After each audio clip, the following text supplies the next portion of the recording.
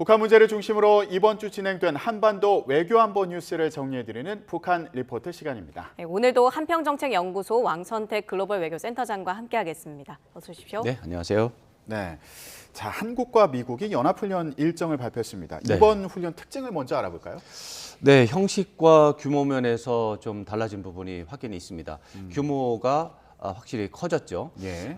한미연합 군사훈련은 사실은 2018년을 기점으로 해서 굉장히 이제 축소돼서 진행이 됐다가 지난해에 이제 정권이 교체가 되면서 규모가 이제 다시 커지는 원래대로 돌아가는 상황이 됐고, 예. 그러다 보니까 명칭도 이제 이번에 새롭게 부여가 됐습니다.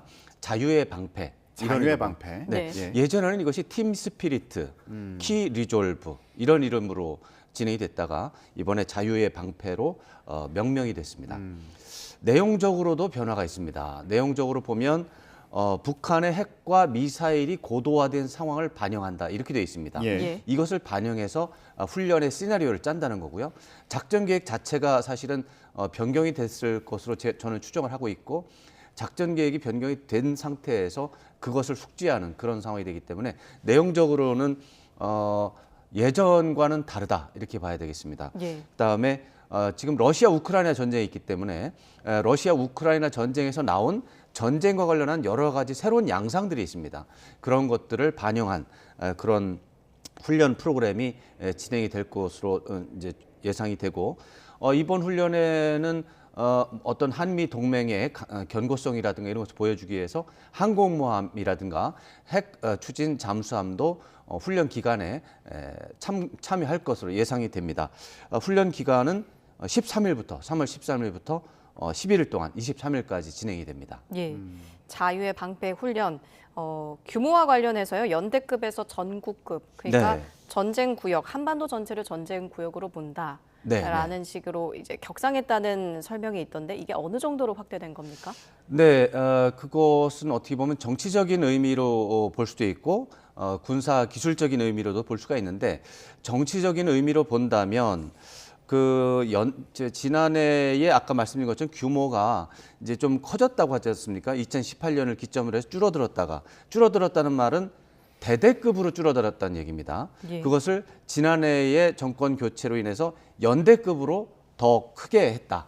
이렇게 이제 했는데, 이것을 전국급이라고 한 것은 연대급보다 더 크게 확장을 했다라고 하는 건데, 실제 근데 군사 작전이나 이런 거 할 때는 연대급이면 충분히 큽니다. 예. 그렇기 때문에 실제적인 상황은 크게 변하지 않았지만, 말씀하신 것처럼 한반도 전역을 중심으로 해서 통합사령부 차원으로 이번 훈련을 진행한다. 이런 개념으로 본다면 좀 굉장히 커졌다. 이런 느낌을 강조하기 위해서 전국급이라고 하는 이런 용어를 사용한 것 같은데, 네. 전국급이라는 말 자체는 굉장히 생소한 그렇죠. 말입니다. 네. 예전에는 쓰지 않던 말인데 미국의 군사 용어에서는 자주 사용됐던 말입니다.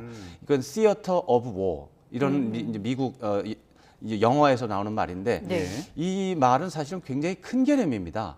제2차 세계대전 때 미국이 이 용어를 사용할 때 그 말은 서부전선, 유럽의 서부전선과 지중해 전선, 그리고 서태평양 전선, 이렇게 2차 세계대전 전체를 세 개로 나눠서 그것을 하나하나가 시어터다, 이제 전구다 이렇게 얘기한 겁니다. 예. 그러니까 미국 군사 용어에서 전구라는 Theater of War라는 말이 나오는 것은 한반도와 그 주변 전체를 대상으로 어떤 작전 계획, 군사 훈련을 진행한다, 이런 개념이 되겠고요.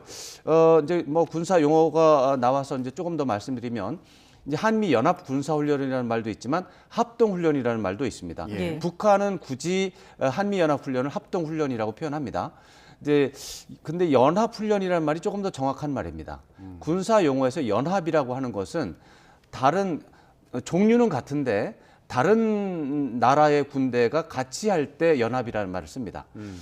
지금 한국과 미국의 군대가 동일한 군대가 나라가 다르기 때문에 같이 훈련하는 이런 상황, 이건 연합이고요. 예. 합동 훈련은 군종이 다른데 같이 훈련한다. 이러면 합동입니다. 그러니까 뭐 그렇죠? 육군, 해군 이런 식으로 맞습니다. 말씀하시는 거예요? 육군, 해군, 공군이 같이 훈련하면 그건 합동 훈련입니다. 예. 영어로 joint라는 말을 쓰고, 예. 연합. 그러니까 해군인데 한국 해군과 미국 해군이 같이 훈련하잖아요. 이건 연합훈련입니다. 연합이군요. 이건 예. 컴바인드라는 말을 씁니다. 예. 그런 차원에서 연합군사훈련이 조금 더 정확한 말인데 다만 연합군사훈련은 군이 이제 한미연합훈련은 규모가 크잖아요. 예. 육군, 해군, 공군이 다 같이 하는 거예요. 그러니까 합동훈련의 의미도 있어요. 아, 그렇군요. 네. 자, 이렇게 훈련 범위를 늘리고 이런 상황을 보면은 아까 말씀하신 것처럼 이제 북한의 이런 핵 미사일 고도화를 반영했다. 맞습니다. 이렇게 말씀해 주셨고 위협이 좀 더 심각해지는 거 아니냐 이런 분석을 하면서 이렇게 훈련 범위도 넓힌 게 아닌가 싶은데 당연하죠. 예. 이런 연합 군사 훈련에 대해서 이제 북한이 또 고강도 도발을 할 수도 있는 거 아닙니까? 이런 우려도 있는 거 아니에요? 네, 그 부분이 가장 우려되는 부분입니다. 이게 항상 딜레마 같은 요소입니다. 북한의 군사적 위협이 커진 게 사실이고 군사적 위협이 커지면 당연히 거기 대비 태세도 커져야지 국민이 안심할 수 있으니까 군사적으로 규모를 확대하고 내용적으로 더 심화적인 그런 내용으로 군사 훈련을 하는 것은 매우 당연한 일인데 그렇게 되면 또 북한이 군사적인 위협을 더 높이는 그런 이유로 작용을 하기 때문에 이것을 잘 조절하는 것이 어떻게 보면 군사 외교 대북 정책에 있어서 중요한 과제가 되겠습니다. 예. 분명히 한미연합 군사훈련이 규모와 내용 면에서 더 커졌기 때문에 북한의 고강도 도발이 예상이 됩니다. 그런데 이번에는 북한이 막연하게 화풀이식으로 고강도 도발을 할 것 같지는 않고요. 예. 지난 1, 2년 동안의 북한의 움직임을 보면 한반도의 군사 긴장을 고조시키는 것이 그 책임이 북한이 아니라 한국과 미국이다. 이런 얘기를 할 수 있는 상황을 만드는데 북한이 주력하고 있습니다. 이렇게 보면 이건 심리전, 선전전에 해당하는 부분에 더 집중하는 부분인데 그것은 중국 때문에 그렇다라는 것이 제가 이제 해석을 하는 부분이죠. 이 북한의 최대 외교적인 과제가 유엔 안보리 대북 경제 제재를 해제하는 문제가 있거든요. 예. 이거를 해제하는데 가장 중요한 포인트가 중국과 러시아가 도와줘야만 한다고 하는 그런 제약이 있습니다. 근데 중국이 북한은 미사일도 쏘고 핵도 실험도 하니까 제재를 받지 않을 수 없다. 이렇게 얘기하고 있었는데 지금 최근에 이제 북한의 움직임은 한국과 미국이 군사적 긴장을 고조하니까 우리도 어쩔 수 없이 한다라고 하는 이런 자기 나름대로의 논리를 만들어서 중국에 계속 전달을 하고 있습니다. 예. 그렇기 때문에 이번에도 한미연합 군사훈련을 하면 고강도 도발로 맞대응하기보다는 중국에 대해서 한국과 미국이 저렇게 자극을 하는데도 우리는 자제하고 있다. 이제는 더 이상 참을 수 없다라고 하는 메시지를 계속 주는데 좀 더 주력하지 않을까. 이것은 고도의 심리전, 고도의 외교전이 예상이 됩니다. 그런 예. 거는 이제 뭐 성명을 통해서 하는 거예요? 성명을 통해서 할 수도 있고 그것도 하나의 부분이 되겠지만 아마도 중국의 지도부와 내밀하게 소통하면서 더 이상 참을 수 없다. 7차 핵실험을 하겠다. 이런 협박 이제 압박이 되겠죠. 이거는 예. 우호 협력 관계 속에서 상대방한테 이제 압박을 하는 그런 상황이 되겠는데 중국에 대해서 7차 핵실험을 해도 추가적인 경제 제재를 해서는 안 된다라고 하는 부분을 계속해서 메시지를 날리는 예. 그거는 이제 비공개가 되겠죠. 예, 만약에 그런 메시지를 날린다면 실제로 핵실험을 할 가능성도 지금 뭐 전망이 되고 있는 상황인가요? 저는 지난해 내내 북한이 핵실험을 할 가능성이 적다라고 말씀드렸지만 이제는 핵실험을 할 가능성이 커졌다. 이렇게 왜 그렇습니까? 예. 지금 긴장을 고조시킨 책임이 한국과 미국에 있다고 충분히 설득을 했기 때문이죠. 네. 1년 이상 그렇게 자제를 했는데도 불구하고 군사적 긴장을 한국과 미국 고조를 하니까 더 이상 참을 수 없다라고 하는 이런 이제 얘기를 중국이 하고 있는 상황입니다. 이제는 임계점을 넘었으니 7차 핵실험을 하겠다라고 지금 말을 하는 단계고 이 과정에서 중국과 북한이 이제 싸움을 하게 됩니다. 외교적으로 갈등을 일으키고 마찰을 일으키고 공개적으로 싸움을 하는 상황이 벌어집니다. 그러면은 이제 핵실험을 하게 되죠. 이제 그런 상황까지 거의 가 있기 때문에 잘 통제하거나 잘 조절하지 않으면 7차 핵실험이 발생할 가능성은 이제는 높아지고 있다 이렇게 말씀드릴 수 있습니다. 예. 네, 이것 또한 북한에게 자극이 됐을 것 같은데요. 지난달 말에 하늘의 전함, 뭐 죽음의 천사라고 불리는 특수전 항공기가 훈련에 참가를 했었습니다. 네, 예. 그 부분은 약간 과장된 요소가 있고 특히 이제 하늘의 전함이라고 불리는 기종이 이제 AC-130J라고 하는 그런 공격기입니다. 이 공격기에 대해서 이제 참수 작전을 지금 보이는 저 기종입니다. 예. 참수 작전을 한다. 또 그렇기 때문에 굉장히 북한에 강한 경고를 하고 있다 이렇게 하는데 그 부분이 이제 과장된 부분이 많습니다. 저 항공기가 등장을 하는 것은 지금 저 AC-130J 기종은 육군이 작전을 할 때 항공 지원을 합니다. 기관포 쏘고 이제 대포 하늘에서 대포를 막 쏴대는 그런 비행기입니다. 저 비행기가. 예. 저 덩치가 너무 큽니다. 근데 그리고 저공 비행을 하기 때문에 사실은 참수 작전과 같은 비밀 작전을 하기에는 적합하지 않습니다. 예. 저 비행기가 왔다는 것은 상대방 공항을 파괴한다거나 우리 조금 전에 말씀드린 우리 지상군이 진격을 할 때 그 앞에서 공중 지원을 해준다든가 그런 거 할 때 저 기종이 아주 유용하게 사용이 되거든요. 근데 말씀드린 것처럼 너무 크고 좀 느리기 때문에 좀 단점도 많습니다. 예. 그래서 지금 AC-130이라고 하는 기종이 와서 참수 작전까지 연결하는 것은 좀 과도하다, 왜곡이 예. 좀 있다 이렇게 말씀드릴 수가 참수 있습니다. 작전으로 이제 해석하기까지는 조금 과도한 해석 아니에요? 이제 이런 그러니까 그게 말씀이시죠? 2중, 3중으로 연결이 된 건데 저 AC-130J 기종은 미국의 특수전 사령부 산하에서 운영하는 기종입니다. 예. 특수전에 사용되기 때문에 특수 작전을 하는 거죠. 예. 근데 특수 작전은 종류가 굉장히 많습니다. 그 중에는 지금 말씀드린 것처럼 공항 파괴도 있고 예.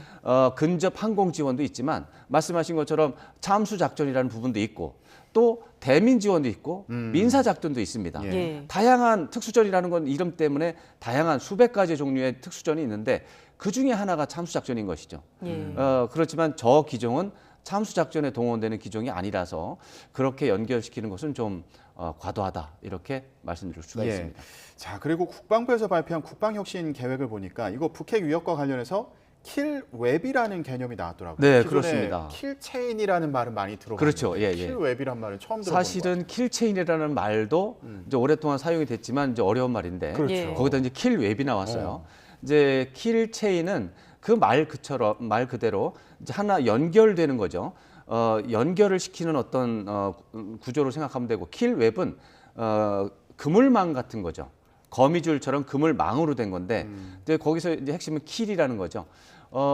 킬체인도 그렇고 킬웹도 그렇고 북한이 핵 미사일을 남한을 향해서 쏜다라는 시나리오가 있을 때 예. 그 미사일이 발사되기 전에 그 미사일을 파괴할 수 있는 그런 작전 개념이 바로 이제 킬체인인데 킬체인이라고 하는 것은 지금 말씀드린 것처럼 북한이 미사일을 쏘기 전에 탐지하고 이제 파악하고 그것을 이제 파괴를 결정하는 그런 어떤 결심의 연속선상이 있을 때 예. 하나의 줄이 아니고 하나의 줄이라고 하는 게 킬체인인데 킬웹은 그것을 다양하게 엮는다는 얘기입니다. 예. 그래서 최고 지휘관 한 사람이 결정하는 모든 것을 결정하는 게 아니라 다양한 요소의 지휘관들이 개입을 해서 최고의 어떤 결정을 할 수 있는 그런 개념이다라는 것이 킬웹이고요. 거기에는 이번에 특히 이제 국방혁신 4.0이라는 부분에서 AI 인공지능의 보호좌를 받아서 그런 이제 이게 선제 공격이라는 말이 굉장히 어려운 말인데 군사 용어로는 선제 공격이 존재하고 그것은 당연한 건데 선제 공격을 가장 효율적으로 진행할 수 있는 그런 상황을 만든다. 이렇게 해서 만든 게 킬웹인데 예. 킬웹이 언제쯤 이루어질지 이거는 또 앞으로 지켜봐야 될 문제입니다. 킬체인도 아직 완성이 안 됐습니다. 예, 알겠습니다. 그 김주의 이야기도 좀 덧붙여 볼 텐데요. 네. 권영세 통일부 장관이 최근 한 언론 인터뷰에서 네네. 김주애를 후계자로 보는 건 좀 이르다. 네. 이런 이야기를 했거든요. 네, 이게 이제 김주애가 김정은 국무위원장의 딸이라는 것은 이제 명확하고 최근에 공식 행사에 많이 다닌 것도 이제 틀림없는 사실인데 그런데 이게 지금 후계자로 지명이 된 것이냐, 내정이 된 것이냐, 예. 아니면 후계자까지 가는 것은 좀 과도하다라는 이제 그런 두세 가지의 이제 논의가 있었는데 사실은 불필요한 논란이고 과도한 논란이었습니다.